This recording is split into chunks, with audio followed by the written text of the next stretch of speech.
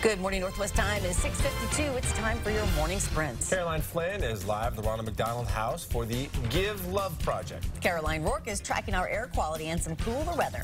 But we begin with progress being made on some wildfires around the region. The Boyd's Fire, 3 miles northwest of Kettle Falls, has now torched more than 4,500 acres. It's destroyed 5 structures, and level 2 evacuations remain in place for Boulder Creek Road south to Sherman Holmes Road. It's now 81% contained. Near Northport, the Horns Mountain fire is burning close to 5,500 acres. Lightning sparked it 2.5 weeks ago. It's now 75% contained. The flames have prompted temporary closures in parts of the Colville National Forest. You can go to KXLY.com to see that list. And the Crescent Mountain fires burned nearly 43,000 acres at the headwaters of the Twist River Valley. More than 300 homes are threatened by the fire. Level 3 evacuation orders, meaning leave now, are still in effect for people living west of the Little Bridge Creek intersection. For the 8th time in just 14 months, a Spokane County jail inmate has died.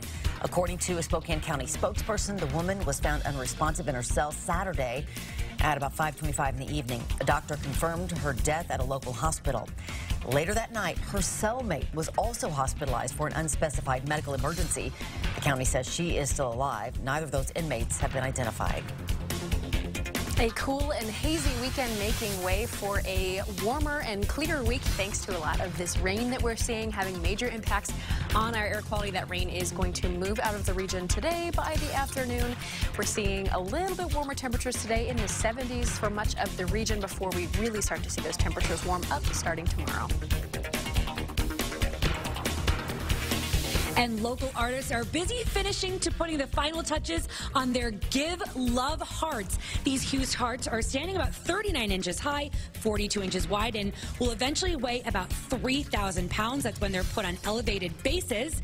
They're going to be displayed all over downtown Spokane, and they're going to remain there through January to then be auctioned off at the Give Love Gala in February. It's the 3rd project of its kind. Before we saw giant bears and carousel animals. And when those were auctioned off, they raised $500,000 combined.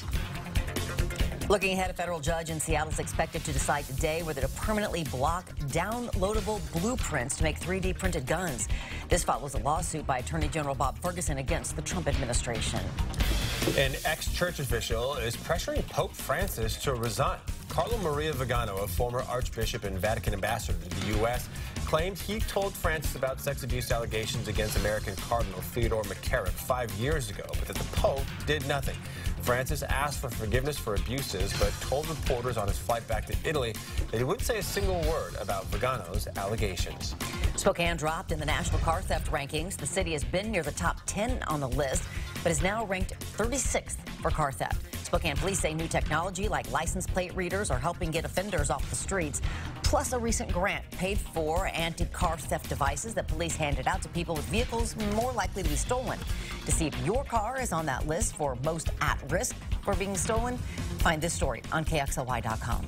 City Spokane is partnering with Spokanimal to raise money for Highbridge Dog Park with the annual Doggy Dip. The events are happening through Thursday at rotating locations. Just $10 gets your pup in the pool. Here's a look at the schedule of Doggy Dips and locations. Today's is happening at the Shadle Aquatic Center from 5:30 to 7. You can register online for that event or just drop in, bring your $10.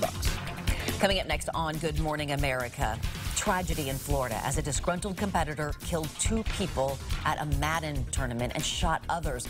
Amy Robach reports from Jacksonville. And the world remembers John McCain and reacts to the president's muted response to his death. GMA has team coverage in D.C.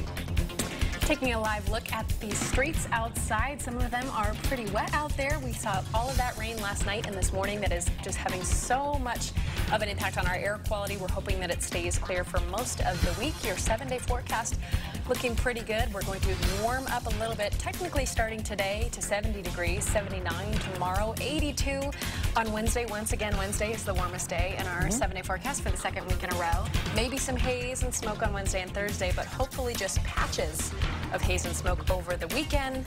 Looking for a mid-70s start to your long weekend. And Wednesday, of course, the last day of summer break for kids in Spokane schools. That's right. Coming to an end. Live it up. Good Morning America starts right now.